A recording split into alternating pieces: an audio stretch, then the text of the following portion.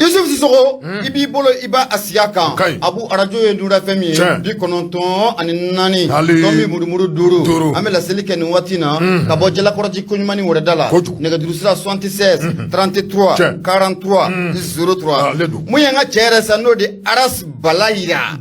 aklubana ni watina tabarikala kosobe kwa balaira anga radar abe mangani yadi tabarikala wana ingani ai ni ngani ya jugubila abe klaka yelma ka ke nyumai ni masoma radar abi dafri sikata hala de kokanya awo ni maso ngani ya yelma ma radar ka ngani ya yelma ma abi dafri ingani ya yeraw ayera na yera ka boya bani ni ame ferega ki iga yelma ni ba yelma lima ni ba yelma ajelma abana ni ta yelma abi dafri radar ba dafri ti tare kokanya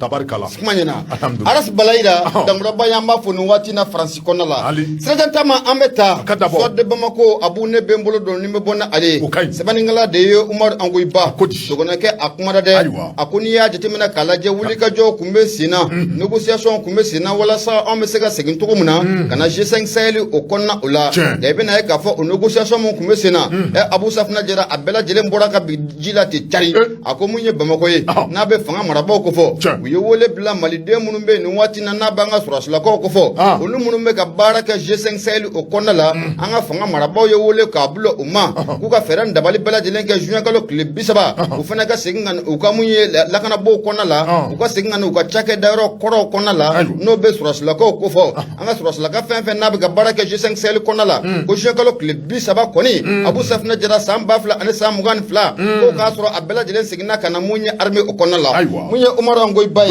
sabani kala ayira ka foko abeni ka dako kun damado bo ani G5 Sahel koni gele bele ko oduna ani nyogon la amanya mun ko amra bago na be ashim kuita aso anaka chedon ko fo anya ngani ate te tari ko sabika anya yira ka foko munye anga jamanai jomaya antina jano ibli abada ka foko bi na anga jamanai ka ke jonjuguye abu safna jara ashim kle na ko obana ti tari ko kum konna la munye ashim kuita anaka gouvernement yo décision ta munye mekalo kleta ani duru temeni décision konna la yaira ka foko munye G5 Sahel jamana duru munu no lu farlu nyonga wala samuye frontière nu ubese ka lakana to kumna ko anta la bi ko anta ala shini patike baka fola akoni ko njate mina kala je G5 Sahel ira o konna la mamun ne be sa no de Antonio Guterres Nations Unies ira kenaka ale feran dabali bela jelenke ko G5 Sahel ko fereka ke munye na folo abese ka finance to kumna na manya ka foko munye barkani ko bina taka bo jamana kono no be ba maliba ko fo ko feran dabali ka ke munye G5 Sahel na folo abese ka do adda to kumna Antonio Guterres ale ikun fo ka kako abu safna jara munye Nations Unies o kenaka ngame domna kom bi anga jamana marabo bolen flaka decision la ba mun tani esika tala G5 Sahel ko abu safna jara ni yakele c'est tout c'est fini o kum kono la munye fatrike baye ako anga sigan ko doni abu ni yakli bala munye mekalo klita ani duru sam bafla ani sam go ani fla munye jamana gouvernement ye uyo kuna foni ka boka binti tari ko munye G5 Sahel na ako fora munye Mauritanie oba ala Mali ba ala Niger Burkina abu safna jara nin kata afara munye Mauritanie ka nino jamana duru munun farla nyonga ke jakulu ko o labe ka jakulu munun be na anga frontière ko lakishi kanya shi muye bamanchu toro uma ode okum konala muye G5 Sahel abdisa nyagami achara kosobe amanya munga anga jamana marabo ye decision ko boka binti tari mekalo klita ani duru kaira ka foko muye G5 Sahel afla tabolum na ne bi ko ne en seta la bi en seta ala shini mo sabge ni ya temna kala G5 Sahel tabolo abu safna jara amma famuya bi amma famuya shini ode kum konala anga marabo ye decision ta kaira ka foko ambora akonala decision ka ato sinsi abu safna jara kunu we kuna foni ka boka binti tari ko shino kalo klebi saba no benin kalo nkofo o klebi saba no osira abu safna jara ka ngalla kana bato G5 ka barala abu safna jara ko okuma ko ko obana tabarikala kosobe unyana ko beka sigi abana o G5 Sahel o ya chile aya ko ba ete ba ngo kambora la ko bano anya do nga ko bano abo ni ya me G5 Sahel an ga chesiri na nga wuli ka ko abana ka bo akono sikatala ne an moralo o ya chile ka da ko sobe abu safna jara an ga chef d'état major général des armées mumbe nanga ma Umar jarake abi ala era kan naissance jarake ma nyuma ngaye Umar jara ya foloy ate Umar kofe iba mine afo abu ate chama ne be dofo ke Cheikh Moro Jara plein pouvoir fila o labana to gomna c'est vrai o labana to gomna Moro Jara be o tɛ kelen premier ministre plein pouvoir alors o koko bana cɛni o min da fara koyi i da na fana dɛ n'a bɔra général Umaru Jara la chef d'état major a tɔw bɛ Jara ka ɲuman ka dɔgɔ a caman bɛ yen ne Modibo f'i ye na yan o ye 8 mois kɛ bɛɛ lajɛlen bɔr'o kalama comment mais n k'ale ka plein pouvoir laban na cogo min na o ma don i fɛnɛ la dɛ marifa juguru ni fɛn tɛ fila ye sa i fana alors sabali Abu Safina Jara comme ye chef d'état major général des armées n'a ko fɔra a bɛ Umaru Jara ko fɔ Abu Safina Jara kunnafoni kɔni a y'a bɔ ka bin ten cari ko an kɔni G5 Sahel an ka kɛlɛkɛcɛ minnu n'o b'a kɔnɔna la n'a bɛ lɛfama ko fɔ juin kalo tile 30 o k'a sɔrɔ u ka baara bɛɛ lajɛlen bila u ka segin ka na armée o kɔnɔna la nka Fatirike b'a ka fɔ la mun ye Umaru Angoyiba ye a ko n'i y'a jateminɛ k'a lajɛ donni mun kama anw ka jamana marabaaw y'a jira k'a fɔ ko G5 Sahel Abu Safina Jara ko anw ta a la G5 Sahel yɛrɛ a ɲɛmaaya bɛ maa min bolo bi o de Mahamate Idrissa Déby ye n'o bɛ Tchad masakɛ ko fɔ hali n'a a ɲɛmaaya b'a bolo a n'a ni sariya tɛ fankelen fɛ Abu Safina Jara donni mun kama anw ko an bɔra la ten Tchad i bɛ na ye k'a fɔ ko mun ye Mahamate Idrissa Déby a jɔrɔla fo k'a fɔ ko a jɔrɔla a donni kama a ye délégation belebele wuli ka na mun ye Asimi Goïta k'a fɛ yen k'a deli k'an ka fɛɛrɛ dabali bɛɛ lajɛlen kɛ an ka segin ka na mun ye G5 Sahel o kɔnɔna la ko Mali an y'an bɔli min kɛ G5 Sahel kɔnɔna la k'an ka fɛɛrɛ dabali bɛɛ lajɛlen kɛ an ka segin ka na G5 Sahel o kɔnɔna la Fatirike b'a ka fɔ la mun ye Mahamate Idrissa Déby n'a bɛ Déby denkɛ o kɔfɛ a y'o wuli ka jɔ min kɛ a y'o cɛsiri min kɛ walasa an ka jamana ɲɛmaaw ka segin kɔ Asimi dun ye cɛ min ye n'a ko tu Abu Safina Jara o ye tu ye n'a ko ku o ye ku ye n'a ko n taara o ye n talen i bɛ na ye k'a fɔ ko mun ye Asimi Goïta n'a ka gouvernement u kɔni bɔra k'a yira bɛɛ lajɛlen la tan hali n'o y'a sɔrɔ mun ye Antonio Guterres i n'a fɔ n y'a f'i ɲɛna cogo min na ale kɔni bɛ wuli ka jɔ la mun ye G5 Sahel a bɛ se ka financer cogo min na k'a yir'u la k'a fɔ ko anw ta la bi anw ta la sini Abu Safina Jara siga t'a la o kunnafoni o bɔra ka bin kunun an ka kɛlɛkɛcɛ o kɛlɛkɛcɛ n'a bɛ G5 Sahel kɔnɔ juin kalo tile 30 k'o k'a sɔrɔ a bɛɛ lajɛlen seginna ka na armée o kɔnɔna la kunnafoni filɛ nin an y'a sama ka bɔ mun ye soit de Bamako ale kɔnɔ Umaru Angoyiba ale sɛbɛnnikɛla ye Abu i bonya b'a la ni ɲɛna cɛbura jitɔ min kun bi dɛ a biye bolo bɛ ka tulonkɛ kɛ Buran bolo bi Buran i ye dɔ tɔmɔ bi yan biye b'a bolo a gardien fana bɛ sanfɛ sisan Facebook a gardien a bɛ se ka ji feere bada la sisan o ka ɲi ayi Buran bɛ se ka ji feere bada la sisan n y'a dɔn a gardien ka ɲi a gardien ka ɲi sisan ayiwa awɔ o ka ɲi o ye ɲɛta ye kosɛbɛ bɛɛ n'i ka dɔn k'a fɔ ne bɛ n tɛgɛ i tɛgɛ don ne bɔ ni sɛbɛn min ni o jɔ ko l'indépendant kɛ ni u ka bi sɔgɔmada bɔli u ko di de Masire Diop ale kumana Masire ko di Masire y'a jira k'a fɔ min bɛ talige k'a dɔn k'a fɔ secrétaire général min bɛ ONU jɔ la ni o ye Antonio Guterres cɛkɔrɔba in sɛgɛnna sa k'a dɔn k'a fɔ cɛkɔrɔba a kɔni ye kɔrɔfɔ dɔw fɔ min b'a jira k'a fɔ min bɛ talige accord de paix la walima i k'a dɔn k'a fɔ mise en œuvre de l'accord de la paix n'o ye k'a dɔn k'a fɔ Alger accord d'Alger tɛgɛnɔbila min ni o kɛra i k'a dɔn k'a fɔ anw ni banbaji jɛkulu cɛ waati tɛmɛnenw na ni a tɛgɛnɔbilaw baaraw bɛɛ lajɛlen kɛra Alger i k'a dɔn k'a fɔ Antonio Guterres o de tun y'a ɲini ka jalaki ta ka anw ka ɲɛmaw k'u sɛgɛrɛ kɛrɛnkɛrɛnnenya min bi jalaki min bi talige i k'a dɔn k'a fɔ accord d'Alger i k'a dɔn k'a fɔ k'a k'i n'a fɔ anw ka ɲɛmaw b'a mɛn a baaraw lasabatili ma min ni o bɛ wele ko l'application min ye i k'a dɔn k'a fɔ Antonio Guterres ye a kɔni y'a jira k'a fɔ n'i ye anw ka jamana in ta k'a lajɛ ale kɔni y'a jira k'a fɔ lafiya don bɛ anw ka jamana kɔnɔ a y'a jira k'a fɔ min bɛ talige i k'a dɔn k'a fɔ administration na n'o ye i k'a dɔn k'a fɔ foroba kɛbaa minnu ka dɔn k'a fɔ ni olu bɛ jamana a camancɛ bolo ka taa fɔ kɔrɔfɛ bolo la kɔni y'a jira k'a fɔ n'i y'a ta k'a lajɛ o caman de bɛ bibi na i k'a dɔn k'a fɔ ko o baaraw bɛɛ lajɛlen sabatilen bɛ jamana camancɛ bolo baarakɛlaw n'o ye administration baarakɛlaw ye kɔni y'a jira k'a fɔ ko olu caman bɛ u nɔ la parce que b'a ka fɔ la ni o ye Antonio Guterres ale kɔni y'a jira k'a fɔ min bɛ talige anw ka autorités la n'a ma ɲɛ k'a fɔ ko jamana a camancɛ bolo ka taa bila kɔrɔfɛ bolo la administration kɛlen bɛ ka i yɛrɛ sɔrɔ o yɔrɔw la kuma ko a ka kan i k'a dɔn k'a fɔ min bɛ talige accord d'Alger la a baaraw ka se ka sabati cogo min na ale kɔni ye jalaki ta ka anw ka autorités sɛgɛrɛ k'a jira k'a fɔ min bɛ talige accord d'Alger la a baaraw tɛ ka sabati k'a ma sɔrɔ min bɛ talige i k'a dɔn k'a fɔ anw ka autorités la a bɛɛ lajɛlen caman kɛ bɛ ka ɲɔgɔn sɔrɔ i k'a dɔn k'a fɔ a ka cakɛyɔrɔ la kuma i k'a dɔn k'a fɔ maa min bɛ ni o ye anw ka ministre des affaires étrangères Abdoulaye Diop cɛjan a ko tɛ kɔrɔfɔ min ni a bɔlen filɛ ni Antonio Guterres da kɔnɔ kɔrɔfɔ min ni a bɔlen filɛ u ka rapport kɔnɔ i k'a dɔn k'a fɔ Abdoulaye Diop cɛjan i k'a dɔn k'a fɔ a ye kɔrɔfɔ ninnu i k'a dɔn k'a fɔ a ko nin kɔrɔfɔw tɛ kala turu kɔrɔfɔw ye kɔrɔfɔ ninnu tɛ kumaw ye kuma min ni maa kan kɛ i kala turu a la ka d'a kan n'i ye anw ka jamana in ta k'a lajɛ bɛɛ lajɛlen bɛ a kalama kabini san 2012 ka se bɔ sisan ma min bɛ talige i k'a dɔn k'a fɔ an ka foroba cakɛla dɔw la i k'a dɔn k'a fɔ olu ma se ka u ka sigiyɔrɔ kɔrɔw sɔrɔ k'a sababu kɛ i k'a dɔn k'a fɔ jadi wale min ni a baaraw bɛ senna hali ni a y'a sɔrɔ la montée en puissance de l'armée hana ya soro ka foko armée kon keme ka wulika jo ka bloda halibi amed domine ko mi bi mi me talige ka ka fo foroba chake ba dowla halibi olu ma se ka uka sigiro bela jele soro ma mi ni accord d'Alger ko ka fo abaro tika sabati en ver ay ka do ka fo Ablaye Diop akone jere ka fo Antonio Guterres ka do ka fo ay krofo mun ve ka do ka fo ko wiya do goy ma ni anga jamani ni ya afroba chake law ta laje kerengere nyana ka do ka fo korobe bolola mi me talige ka do ka fo prefo olu be daga yoro mununa ni ya ta laje o ye keme ani bikono do halibi ka do ka fo prefo bi daga yoro mununa ka do ka fo ko yoro damado be halibi olu prefo ma se ka ta u yoro la ka saban ke jadi wale ma ni olu be wole ko sous préfecture no lu ye ka do ka fo ex arrondissement ye ni yolu ta ka laje ko o hakabiti jofo keme saba ani bisaba ma ni yo keme saba ani bisaba ta ka laje ka do ka fo yoro munun be ka do ka fo ni halibi o kuma na sous préfet o ma se o yoro la ko biti jofo keme ani sabala ma na manya ka fo ko halibi jamani yoro do be munun be ka do ka fo ko olu administration ma se ka so o yoro la ma na fara ka fo ko accord d'Alger a baro bela jele ka sabati ay ka do ka fo ko akagele ka do ka fo akagele kusube azirba ka fola chinois ni mi ha jiga chinois faga ni be do chinois ko ni ba batterie de bokada ni chinois de ni français de chinois do Masire Diop ale ko ka do ka fo mi me talige Antonio Guterres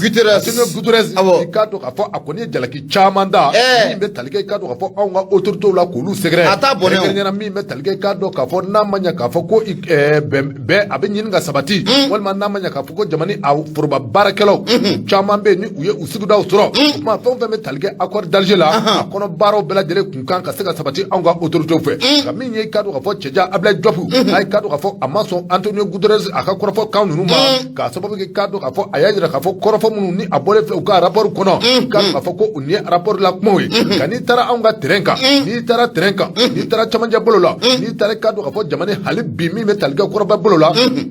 halibi mi nye basiki baliya ma tese ka fo ko halibi ka fo ko ma bise ka fo 100% ko basiki asebe sabati le halibi ka do ka fo doni abo ka ke ma mi me talige ka do ka fo basiki abena sabati doni ka nyani ka do ka fo wati ko folenje no ye kalo muga ani nani o bita kunvori wati ka mi me talige ka do ka fo furuba chakela ula ka do ka fo ni o ye préfet ou sous préfet tabla docteur la kaula ani école kramo nu bela jele ko ni na ferani dabali bela jele na tige wala ka do ka fo u bela jele ka sege usigi do suro wala ka do ka fo accord d'Alger ka do ka fo abaro bela jele ka sega sabati to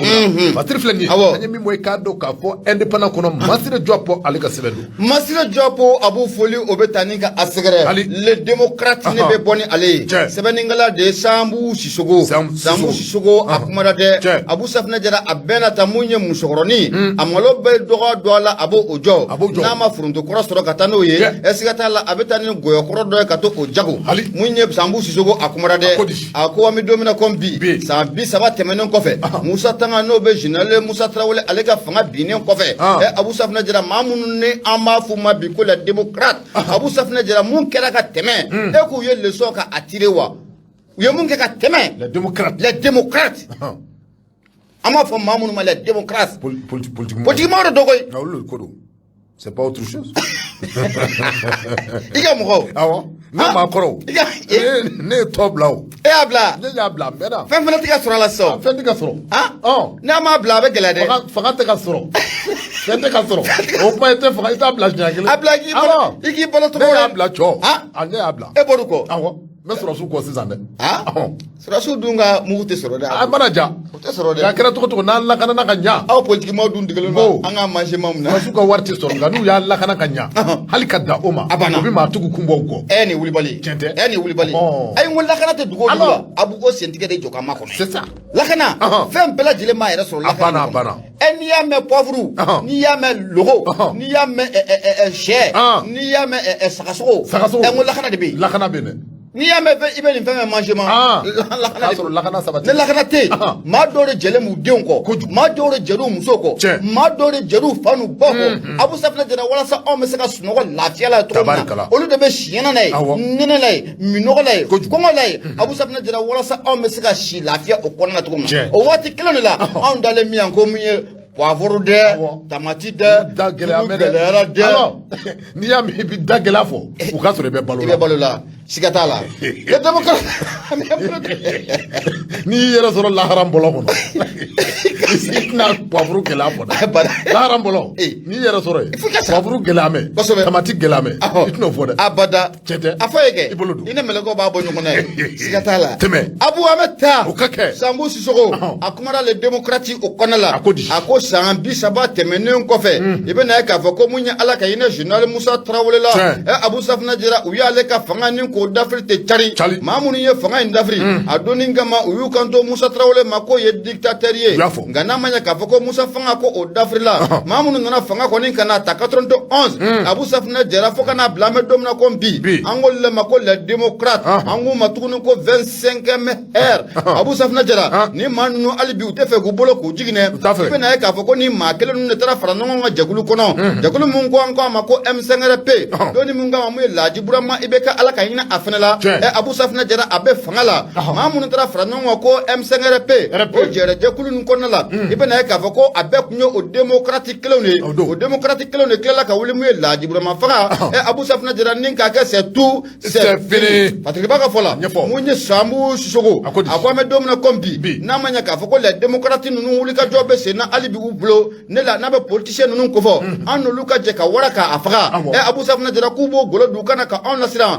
O kuma kɔni t'a la. Patrick Ba ka fɔ la. A ko 91 fo ka n'a bila bi la. Abu Safinɛ Jara i bɛ na ye k'a fɔ ko gɛlɛya o gɛlɛya n'o bɛ an ka jamana in kɔnɔ. Siga t'a la an b'a fɔ maa minnu ma ale la démocrate. Politique maa ninnu tɛ wa. Abu Safinɛ Jara olu de don. A ko n'i donna an ka kalanko kɔnɔna la. N'a bɛ lakɔli ko fɔ. U y'o kɛ c'est tout c'est fini. O bɔlen kɔfɛ. Abu Safinɛ Jara n'i donna an ka kɛnɛyaso kɔnɔna la. N'a bɛ dɔgɔtɔrɔso ko fɔ. U y'o fana kɛ c'est tout c'est fini. Abu Safinɛ Jara an ka jamana sɔrɔ sira bɛɛ lajɛlen. Ninnu y'a bɛɛ lajɛlen ka a birisa ɲagami. Ni san 30 tɛmɛnen kɔfɛ. Politique maa ninnu an ko maa minnu ma ko les démocrates. Abu Safinɛ Jara i bɛ na ye k'a fɔ n'a ma ɲɛ k'a fɔ ko i bɛ ka fanga. Ni maa kelen ninnu fana tilala ka wuli o nɔfɛ ni ko o fanga ni ka a dafiri. Ka kɛ c'est tout c'est fini. O maa kelen ninnu a bi u ɲɛsinnen don mun ye transition fanga o ma dɛ. Maa minnu ye transition ni ka a fanga ni ka a sinsin. Abu Safinɛ Jara ni maa kelen ninnu k'u kɛlen bɛ ka wuli ka jɔ ka a bulu tuguni. Ko fo transition fanga u ka makari kɛ a la. Patrick Ba ka fɔ la ni maa minnu filɛ nin ye an ko mun ma ko les démocrates. Abu Safinɛ Jara u tɛ sɛgɛn u tɛ ɲinɛ. Hali bi u bɛ wuli ka jɔ la jamana fantan naani bɛɛ lajɛlen fɛ. Jamana tun bɛ maracogo jugu min kɔnɔna la. Abu Safinɛ Jara jamana ko a ka segin ka na o maracogo jugu o kɔnɔna la. San 30 in kɔnɔna la an ko maa minnu ma ko les démocrates. Abu y'an ka nafolo ni k'a dun kɔ kan k'a dun ɲɛ kan. Olu b'a dun muso b'a dun denw b'a dun côté gauche b'a dun. Abu Safinɛ Jara ninnu y'an ka nafolo k'a kɛ c'est tout c'est fini ye. An ka jamana in kɔnɔna la san 30 tɛmɛnen kɔfɛ. Abu Safinɛ Jara ni maa kelen ninnu n'an ko ma ko les démocrates u bɛ nafolo dun na. U tilala ka taa jɛrɛjɛkulu wɛrɛw sigi kɛrɛfɛla fɛ. Jɛrɛjɛkulu minnu n'olu bɛ tali kɛ ka ɲɛsin mun ye dunkojuguya. Yuruguyurugu o kɛlɛli o ma. N'i y'a jateminɛ k'a lajɛ an ka jamana in kɔnɔna la bi mun ye jɛrɛjɛkulu jɔn de bɛ yen. Mun ye mun sigilen bɛ sen kan n'a bɛna yuruguyurugu ka a kɛlɛ. A jɛrɛjɛkulu ko a ka ca ni ba nasi ye. O n'a ta bɛɛ Abu Safinɛ Jara ko ninnu ye mangement kɛ fo k'a fɔ k'u ye mangement ko kɛ. Patrick Ba ka fɔ la mun ye Sambu Sisoko. A ko ni maa minnu bɛ ka wuli ka jɔ bila ni sen kan. Siga t'a la k'a daminɛ 91 la fo ka n'a bila bi la. Abu Safinɛ Jara fanga o fanga tɛmɛna jamana in kɔnɔ. U ye dɔɔnin kɛ a bɛɛ lajɛlen na. Alifa Umaru fanga u ye dɔɔnin k'o la. ATT fanga u ye dɔɔnin k'o la.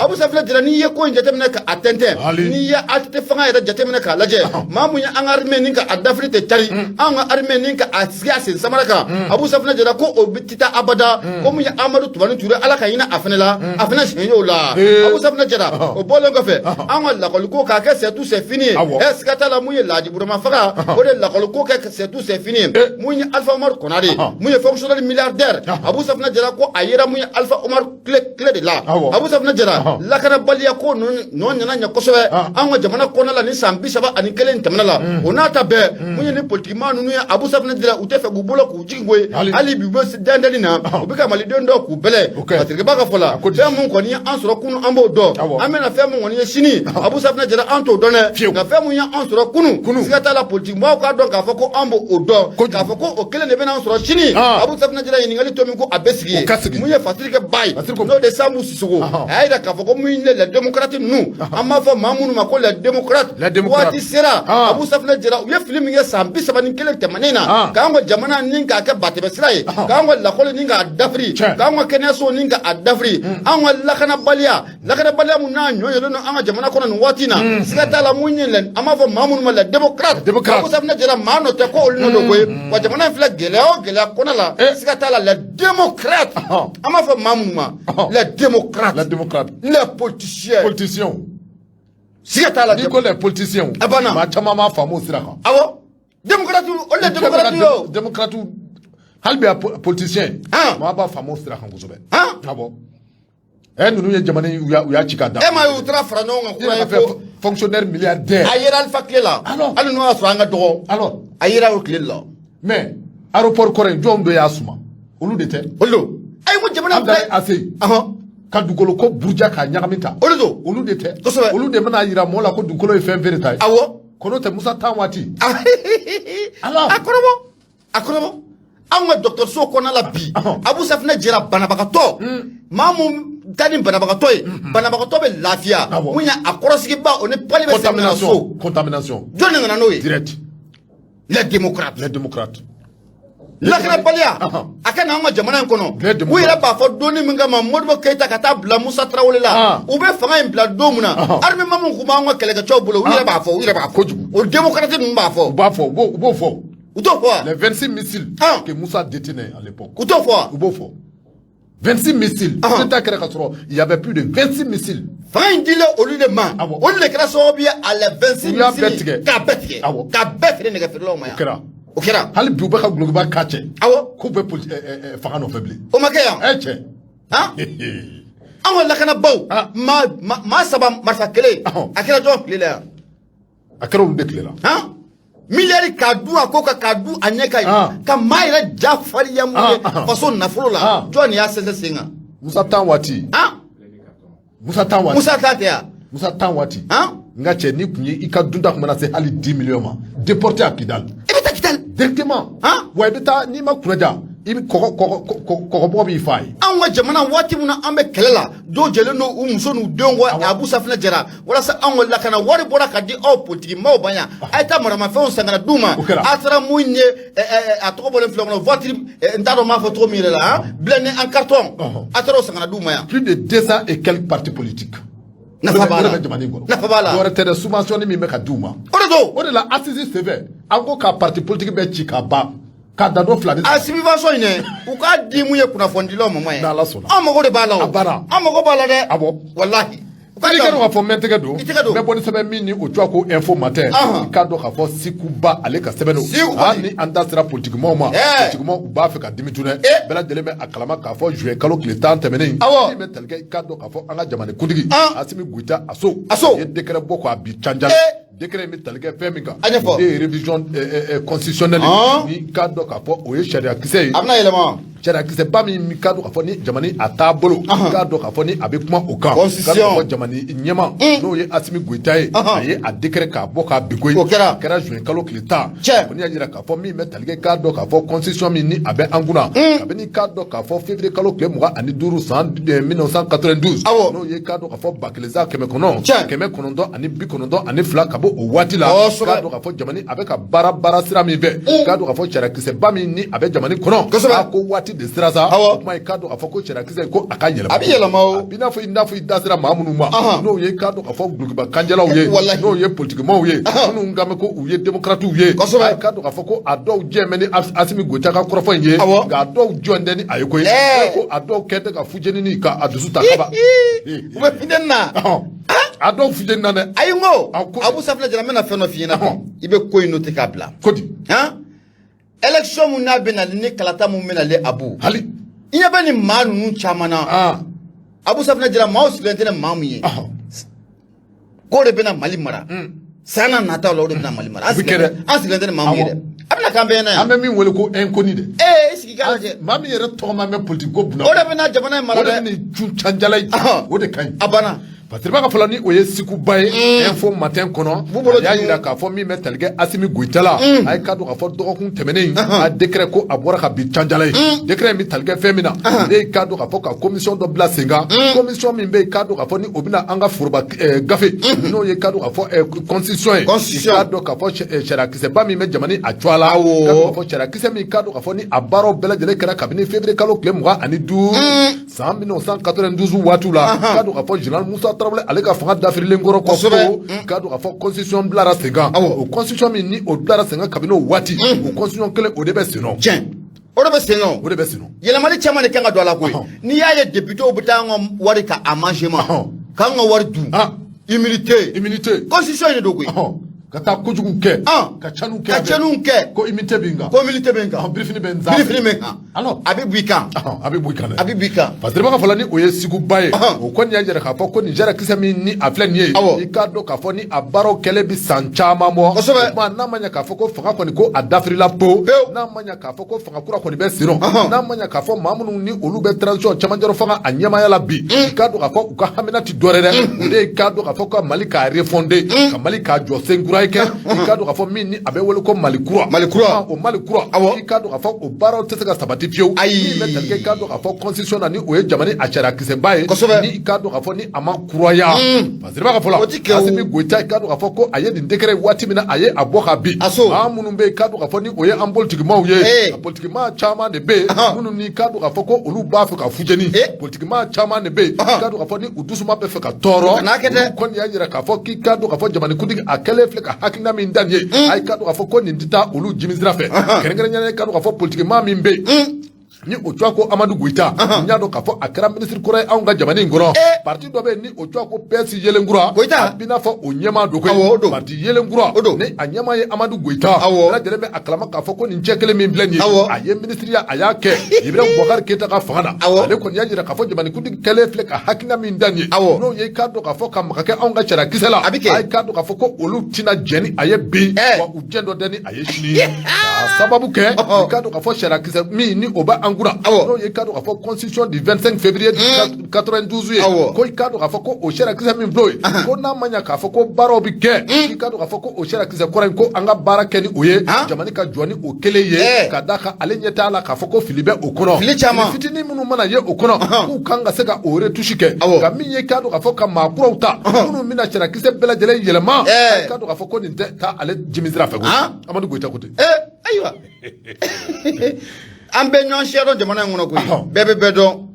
Amadou Goïta a ko i k'a dɔn k'a fɔ ko caman bɛ jamana in kɔnɔ min tɛ sariyakisɛ yɛlɛmani ye i k'a dɔn k'a fɔ camancɛ fanga mɔɔw kan k'u ɲɛsin ko wɛrɛw caman ma min tɛ sariyakisɛ yɛlɛmani ye o ma i k'a dɔn k'a fɔ ko sariyakisɛ a yɛlɛmani ko min filɛ nin ye i k'a dɔn k'a fɔ ko nin tɛ a siɲɛ fɔlɔ ye kabini i k'a dɔn k'a fɔ min bɛ tali kɛ i k'a dɔn k'a fɔ Amadou Toumani Touré n'o ye ATT ale ka waati la i k'a dɔn k'a fɔ a ye a hakilina ta ko a y'a bila canjala ye min bɛ tali kɛ i k'a dɔn k'a fɔ Ibrahim Boubacar Keïta waati dɔ la a fana ye hakilina in da i y'a dɔn k'a fɔ ko a y'a bila o ma i k'a dɔn k'a fɔ maa minnu kɛlen filɛ ka hakilina in da nin ye a k'a dɔn k'a fɔ k'u k'a bila dɛ k'a sababu kɛ i k'a dɔn k'a fɔ n'i ye constitution in ta k'a lajɛ i k'a dɔn k'a fɔ ko ani tubabuw ta bɛ taali ɲɔgɔn na wa i k'a dɔn k'a fɔ ko défaut foyi tɛ constitution kɔrɔ in na o tuma min ye k'a fɔ ko parti wɛrɛ bɛ yen n'o ye ADEMA PACJ ADEMA kɔrɔni a k'a dɔn k'a fɔ kunnafonidilaw ni olu y'a jira k'a fɔ min bɛ tali kɛ ADEMA mɔɔw la hali bi ko bi k'olu ma se ka hakilina kɛrɛnkɛrɛnnen fɔ hali ni a y'a sɔrɔ u y'u wele téléphone na k'a dɔn k'a fɔ ADEMA a ɲɛmaaw ye u wele téléphone na i k'a dɔn k'a fɔ u ma hakilina fɔ min bɛ tali kɛ k'a fɔ Kassim Tapo la i jɔ ye u m'a fɔ ko mun ye ATT dɛsɛra wa a dɛsɛra u m'a fɔ ko mun ye IBK dɛsɛra wa o dɛsɛra ka yɛlɛma i bɛ ninnu dɛsɛ kun dɔn wa e b'a dɔn wa olu dɛsɛ quoi a bɛɛ ye o politikimaw de ye o ayi ɲinɛ Asimi Goïta ninnu bɛna constitution mun lakuraya sen na o ni nin dɔ in tɛ kelen o ni ninnu ta tɛ kelen dɛ an bɛna ATT o ko mago bɛ troisième mandat la olu IBK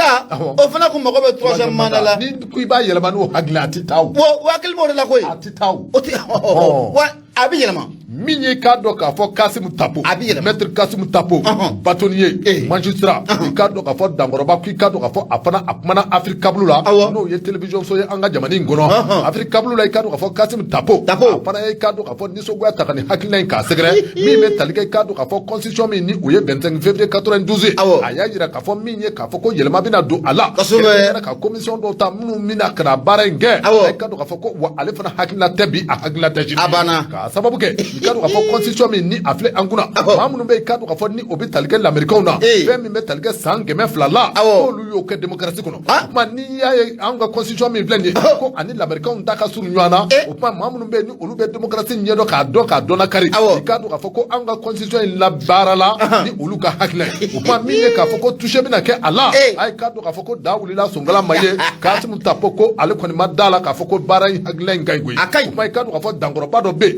no ye kado ka fo Abdoulaye Amadou Si nyado ka fo ni ambassadeur Corée anga jamani ngoro ale koni kado ka fo ako mi me talike constitution jamani nyama akale fle ka hakilina minda ki kado ka fo hakilina chenyumamba ka sababu ke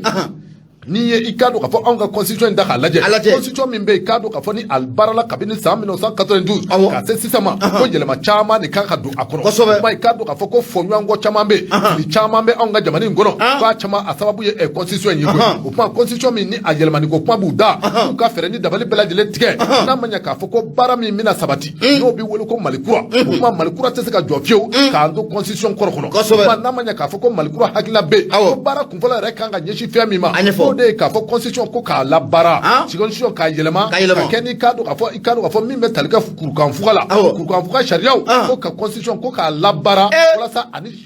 kurkan fuga sharia ulu bi tani nyanya kurkan fuga sharia mi me talika kado ka fo anga jamani sharia la ko kado ka fo ni kurkan fuga sharia ta ka laje kado ka fo ko mali reality ko ufleni awo ka constitution ka la bara ka andai Abdoulaye kado ka fo Amadou Si ambassadeur koro koni ya jira ka fo constitution koro min vlenye kado ka fo ko tuabu tasirado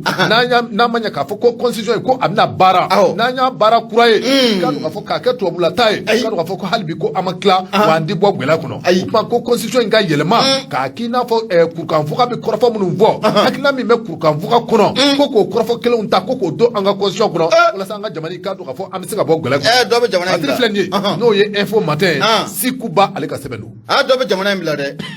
ara muno kala dobe jamana mbila nyado kurkan fuka abu munye nega karafe no de Yusuf Sowe abiki bolo korata ko wati koni ko asira suku ta wati ko osira no bora isa ne su ambora suku kono munye Ashimi Koitaye le euro du rêve africain Abu Safna Jarada na do ola o fena temono ko foga boy au conseil islamique du Mali Abu Safna Jarada na do ola de kosobe dana dola kosobe okay gama yini mu Yusuf Sowe fe anga ta suku kono anga ta munu ngana nson toko nson jam Sigatala abeka solar ekra clé ambulo kume tugote clé muna abeka solar barakala bela jele ame fulitani ku segere radio nura fm ye bi kononto ani nani tomi murumuru duru abun sonto nsongi son jamu ni be fe ko obara ku otime jago fe ne be bolo ebe fe akalla ku don chake iro de be bolo ebe fe akalla ku don ebe woleli ke 76 33 43 03 Abu Sirajan tama ameta munye fasiri yeme boni aye fasiri munanko ma aywa akanya ini ne fasiri aywa meklaka anyini meklaka anyini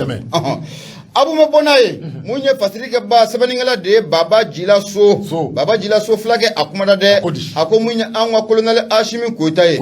Abu Safna Jara ko Ashimi Koita akera munye farafna akera akuna wolo de nyame domna kon bide wa munye mamundo abena farafna bela jelen ku kuna wolo wa munye dibi muna kume farafindo nyela Abu Safna Jara Ashimi Koita abena farafindo nya kwa ka jeti tari munye fasiri ke ba no de Baba jilaso a ko n'i y'a jateminɛ k'a lajɛ maa caman bɛ ka a jateminɛ jateminɛkɛla caman y'a ye k'a fɔ ko ni nana mun ye politiki bunakun kɛnɛ kan bi maa mun n'o bɛ jamana faamaya la n'o bɛ Mali faama kofɔ n'o de colonel Asimi Goyita ye a b'u hakilina mun b'a la mun ye miirina mun b'a la jamana in bɛ se ka segin ka na a minɛnkɔrɔ kɔnɔ cogo min na an ka souveraineté k'o di anw ma an ka yɛrɛmahɔrɔnya k'o di anw ma Abu Safinɛ Jara i b'a dɔn k'a fɔ ko nin ye fiɲɛ kura ko nin y'o cilen farafinna o bɛɛ lajɛlen o kɔnɔna la mun ye fatirikɛba ye Baba Jilaso fulakɛ a ko an bɛ don min na ko bi farafinna dakan yɛrɛ de bɛ mun ye an ka ba Maliba o bolo wa mun ye farafinna dakan Abu Safinɛ Jara o kalifalen don mun ye colonel Asimi Goyita a n'a ka gouvernement ɲɛmaa n'o de bɛ premier ministre Choguel Kokala Mayiga na a b'o kofɔ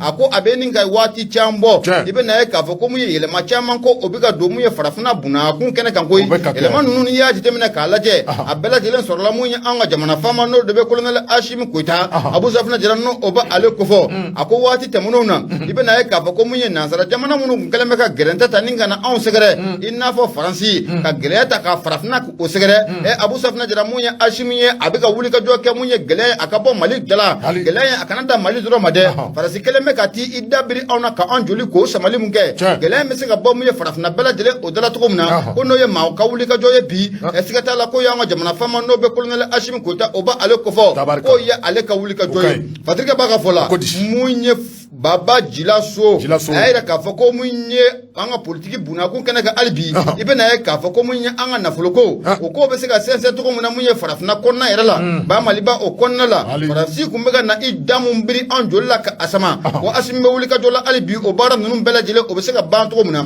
hali bi mun ye Baba Jilaso ye a kumada dɛ a ko donni min kama mun ye Asimi a nana fanga la ni a fanga dafirila donni min kama n'o bɛ Lajiburama fanga o kofɔ n'o ye uti kalo tile 18 san 2000 ani san 20 Abu Safinɛ Jara mun ye colonel Asimi Goyita ye hakilina mun kun b'a la o de ye jamana in a bɛ se ka yɛlɛma cogo min na Lajiburama fanga o dafirilen kɔfɛ nka kuma nana caya k'a fɔ ko mun ye fanga ko a kana di sɔrɔsiw ma a donni kama i bɛ na ye k'a fɔ ko mun ye Asimi Goyita a ye fanga in a di mun ye Badaw ma n'o bɛɛ Bandaw cɛkɔrɔbajan an taara o bɔ foro kɔnɔ ka na fanga in k'a kalifa o ma ani Moktar Wan Abu Safinɛ Jara fanga in a nana d'o ma a donni kama mun ye maliden caman y'a yira k'a fɔ ko ko IBK kɔni tɛ fanga la bi nka maa minnu bɛ fanga la bi ko siga t'a la k'u ni IBK bɛɛ lajɛlen kɔ kelen jɛgɛ kelen ko nin bɛɛ lajɛlen maa suguya kelen Abu Safinɛ Jara a ma ɲɛ mun kɔ mun ye dakan o tɛ taa ka maanifin k'i dan tɛ cari mun ye an kɔni jamana faama n'o bɛ colonel Asimi Goyita kofɔ siga t'a la masa Alahu Taala yɛrɛ de nin cɛ kofɔlen ka a ci malidenw ma o de kama i bɛ na ye k'a fɔ ko mun ye Faransi nana i ka to waati dɔw la k'a fɔ ko mun ye nin cɛkɔrɔbajan ye n'a bɛ Bandaw kofɔ o ka kalo 3 yɛrɛ kɔnɔna la k'olu ye fɛn mun ko o sɔrɔ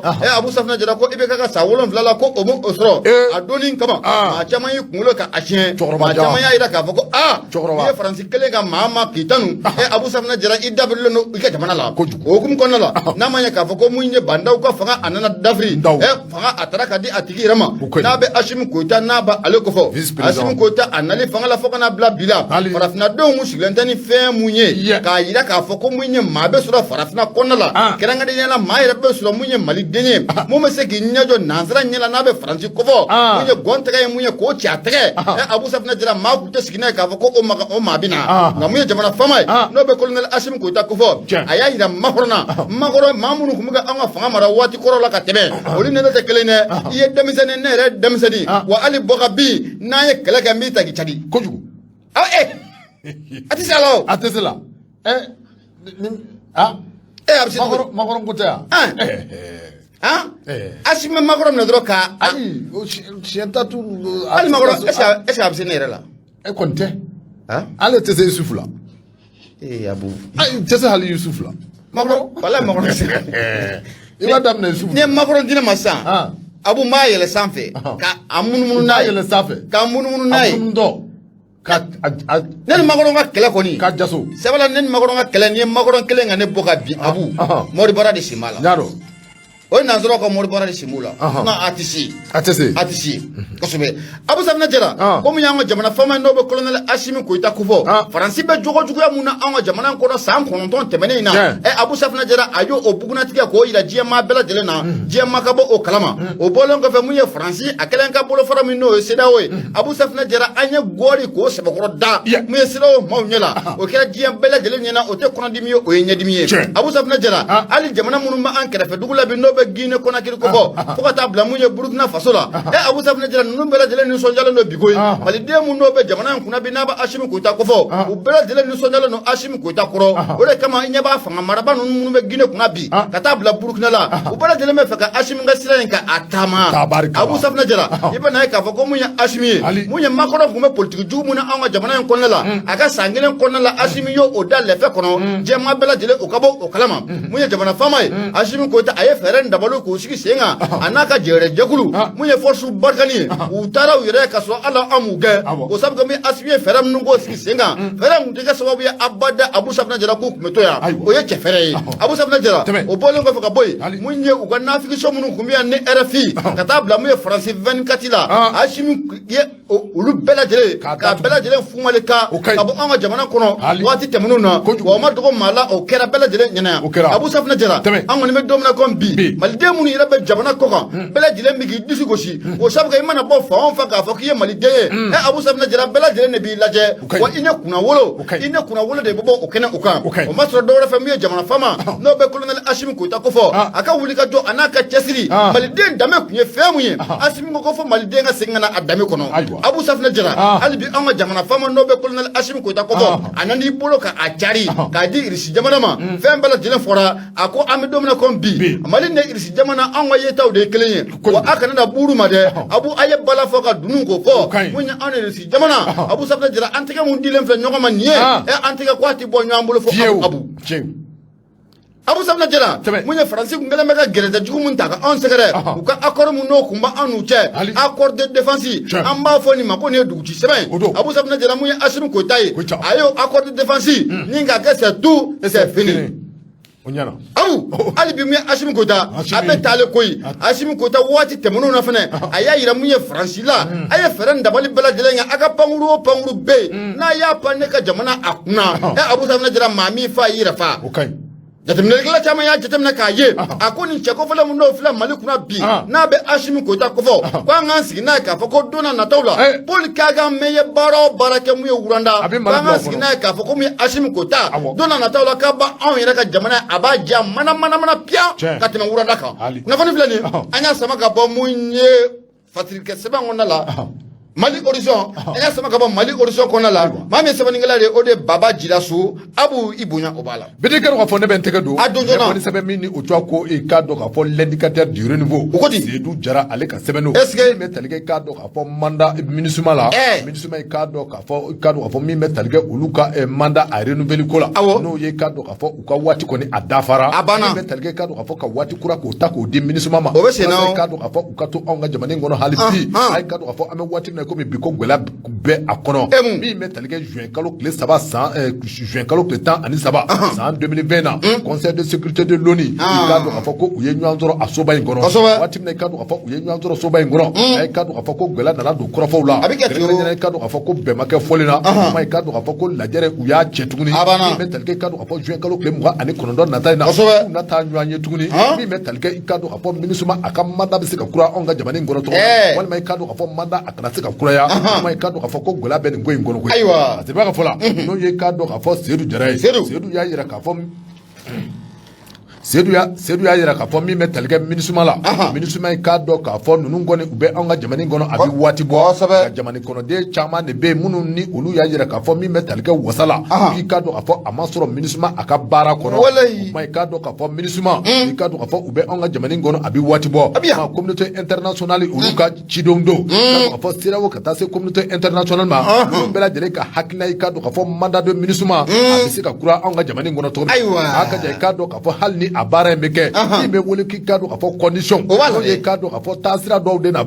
labato walima i k'a dɔn k'a fɔ taasira dɔw na ta ka yira u la n'u bɛ sɔn ka baara kɛ o kɔnɔ anw ka jamana in kɔnɔ waati nata in kɔnɔ u ka sɔn ka baara kɛ o kɔnɔ n'u tɛ sɔn i k'a dɔn k'a fɔ ko u fu malaka min bɛ tali kɛ i k'a dɔn k'a fɔ waati min na réunion in a bɛ kɛ i k'a dɔn k'a fɔ chinois olu ka représentant a k'a dɔn k'a fɔ ko kɔrɔfɔ kɔni dira a ma koyi chinois ka représentant a ye kɔrɔfɔ caman bɔ a y'a yira k'a fɔ min bɛ tali kɛ anw ka Mali jamana in na i k'a dɔn do ka foko mali ani demenga kan watina ma mi me talge ka do ka foko conseil de sécurité de l'ONU na do ka foko 5 membres permanents no ye ka do ka foko jamani wasali nduru de be akono ma ka do ka foko ni kalafili ko ni kera ma mi me talge ka do ka foko halni ma kelem bana ko do ma ako otina wala ko ma ka do ka foko mi me talge chinois wala abina fo olu ko ni sonde ni haglema ta se ka do ka foko urusila ko ma bala jele me akalama ka bini wati dola mi me talge onga mali jamani na ani urusila ko ambolo be nyambolo kengernyene ka do ka foko dema unzira kan ka do ka foko kata se ko chama ndirama ma mi me talge chinois fonana ay ka do ka foko olu ko ni yajira ka foko mi me talge onga jamani na ka do ka foko anga ka deme kerengere nyana ni ye mali taka laje ni wele ku ka do ka fo terrorisme kelela ko mali ko be nyefe ko sobe terrorisme akele kono nana wa mali keme ka wuli ka jo ka sebe boloda wala sai ka do ka fo ba manji kele abise ka nuga to mina ma na manya ka fo ko mali do me o wuli ka jo la sanga ani wati bela jelena ma ka kan ka do ka fo ni amanya ka fo deme bi ke uye ay ka do ka fo ko deme kan ka ke deme mi ni abi ye nyena ko ma deme manga ke dibila deme manga kina po ibe fe ka deme ke ka sore te ka deme ge deme manga ke deme mi ngonna ne ka do ka fo ni ibi atigi taka a coron tuguni mai ka do ka fo akoni yira la ka fo mi metalge minisumala olu koni nake o baro de la onga jamani ngoro ma ka do ka fo chinwa koni ya yira ka fo olu nato ka do ka fo mali jigla koro olu nato mali jigya koro to bela jelena mi metalge ka do ka fo équipement militaire mi metalge ka do ka fo financement worowla ka do ka fo ani renseignement ni o ye kuna fo din nasira o ye keren nyana kele abuna kunka mai ka do ka fo fereni dabali bela jele me olu bolo ka do ka fo kaseka mali ka deme mai ka do ka fo halni ayaso ka foko minisuma ka manda ama renouveler deme ni deme ka do ka fo chinois ko ni ya dira ka foko ulu na mali ka deme sira belaje ka mai ka do ka fo mi metalga fasir bala no ye sedu jara sedu aya jira ka foko mi metalga ka do ka fo union européenne mowla kerengere na france ka ta se ka do ka fo états-unis ma ani grande bretagne nu belaje jamani nu ni ka do ka fo nu ba fe fereni de bali belaje ka tige mi metalga ka do ka fo minisuma akamada ka se ka renouveler onga jamani ngono saka ani wati belaje na minisuma akaseka to onga jamani ngono akoni yira la ka fo jamani munu vlen ni olu ye union européenne jamani wi jamani munu vlen ni o ye tobula kawye ajira la ka fo $100 me talike ka do ka fo gbela nana do libi ka do ka fo ko nunu nana kana jere jekulu do sigi singa jere jekulu mi ni ubi awole ko ota o ma ke sababu ye ka do ka fo mi me talike libi masakela ka do ka fo libi masakeni o ye Mohamed Al Gaddafi basika ka fa ka dafiri bo ha ja ka Mohamed Gaddafi ka refa ka do ka fo olu ko ni na to mali jigira koro wati do le ka do ka fo ko ni union européenne jamane munu bleni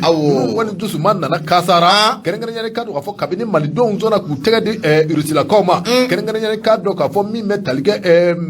deme akaseka ta urusila ko ka boloka ka do fo ko mi metalge duskun toro ye france la ko segre yu ka mina unje ka do ka fo hali jamane munu nana uka okum kono munu ni ukuma wole ka fo ko barkan mai ka do ka fo takumba ka do ka fo takumba jamane munu nana uka okum kono u ye ferani dabali belaje tiga hakaja o jamani do ka sega segi hakaja jamani do rebe uka okum kono no lu kengu me kuka avion ka taka di minisuma ma u ye ferani dabali belaje tiga olu ka segu ka avion belaje le belaje koni ye ferani dabali wala sai ka do ka fo anga jamani misega to diga kono to na anga jamani mako bisega jo union européenne sur rasul la ga chinois ko ni rusila ko lu ya jira ka fo sanga ni wati belaje na amma ta nyewo nyema lu na to malise ngoro wala sai ka do ka fo ka anga jamani ka jugoro ma patri flani anyemi mo enkater di renouveau kono seru jara aliga semedo Abu Safna jara do ba fo ki da kasa boleno do ba fo muguri ka kenda pian ko fo iko oti bo ala nouvelle horizon ne bembolo do me bon aye sebani ngala de mama ne touré Abu Safna jara abenata muno ko konyo oti ta dinga kono dongo abada ibina e ka fo ko mu ye wuli ka jobe sina munyo au conseil islamique du Mali na ale ko fora munye jekulu bamumbe na be Mali al-islamaw na abe antola ko kata fara munye imamanka o ye jekulu munabe Mali imamu abu kuma olu tola ko sariya ko obina tade sariya munabe na tani wati laban nuna Abu Safna jara akuma ko abechaya ko be fatrike baka fola akomu ye au conseil islamique du Mali Abu Safna jara ube faka tonka amine nene fede munye dabali usilembe singa ni wati laban nuna ko sabike ayira ka fo anga wajulu kenau kan Abu Safna jara fokata fara munye anga misru ananga imamu Abu Safna jara tabu taabolo caman bɛ a dɔw la bi olu ni silamɛya yɛrɛ taabolo ko a tɛ taa fan fɛ ti cari n'a ma ɲɛ k'a fɔ ko o baara in bɛ sen na mun ye Haut Conseil islamique du Mali ale de bɛ man ye Mali silamɛ bɛɛ lajɛlen ale de bɛ kuma an bɛɛ lajɛlen tɔgɔ la mun ye limama ye ale ye imamuw ka jɛgɛrɛjɛkulu ye Abu Safinɛ Jara i bɛ na ye k'a fɔ ko ninnu ye ɲɔgɔn ye kɛ ɲɔgɔn ye minnu y'a kɛ dimanche don n'o bɛnna juin kalo tile 12 ma san 2022 Centre international de conférence de Bamako Damason kumala n'an k'a ma ko CSB Abu Safinɛ Jara i bɛ na ye k'a fɔ ko mun ye alisilamɛya diinɛ disiba caman kun bɛ nin kɛnɛ o kan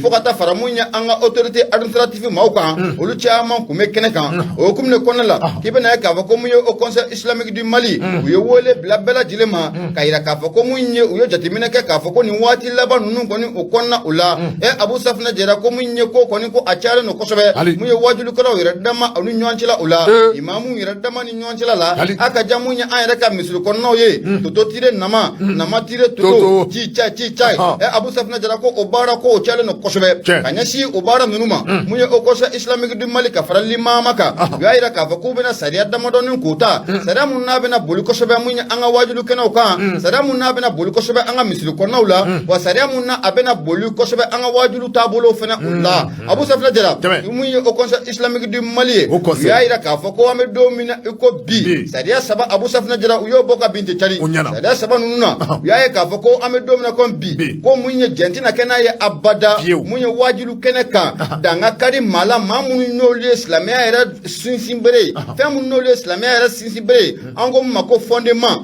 ko mun ye dan tɛna sɔn n'a ye abada ko danga kari u la mun ye an ka kira sanuma ye n'o bɛ Muhamadu Rasululahi kofɔ kisi ani nɛɛma caman bɛ ka ɲɛsin a ma a ka sahabaw a n'a ka denbaya Abu Safinɛ Jara fo ka taa fara mun ye an ka alikuranɛ belebele in kan k'u tɛna jɛn n'a ye abada ko danga kari u la bilen mun ye wajilikɛla ka fɛ an ka jamana o kɔnɔna u la mun ye hali bi Haut Conseil islamique u y'a yira k'a fɔ k'u ye jateminɛ fana kɛ k'a ye k'a fɔ ko nin waati laban ninnu fana na an ka bɔlɔlɔ sanfɛla n'i donna an ka Facebook o sanfɛla la k'i bɛ na ye k'a fɔ ko mun ye wajulikɛlaw yɛrɛ dama Abu Safinɛ Jara dɔw b'a fɔ ko a finnen don yan fɛ sini dɔ bɛ bɔ k'a fɔ ko a jɛlen don yan fɛ a bɛɛ lajɛlen ko k'olu ye silamɛ ye wa a bɛɛ lajɛlen ko Muhamadu Rasululahi ye kisi ani nɛɛma o bɛ a ye Abu Safinɛ Jara ko n'i y'o ko jateminɛ k'a lajɛ dɔn ŋaniya ko a finnen don o de hukumu kɔnɔna la mun ye Haut Conseil islamique du Mali u y'a yira k'a fɔ ko mun ye maa minnu bɛ jaw k'u bila bɔlɔlɔ o sanfɛ ka kumakanw ta k'u tugu ɲɔgɔn na k'a fɔ ko nin ye nin fɔ ka karamɔgɔw fɔ ɲɔgɔn kɔ o ye fɛn ye fɛn mun n'a tɛ bɛn an ka diinɛ o kɔnɔ la k'a tɛ bɛn bi sini k'a tɛ bɛn sinikɛnɛ min ye Haut Conseil islamique du Mali ye u k'u bɛna taali sariya ta ka ɲɛsin o baara ninnu fana o ma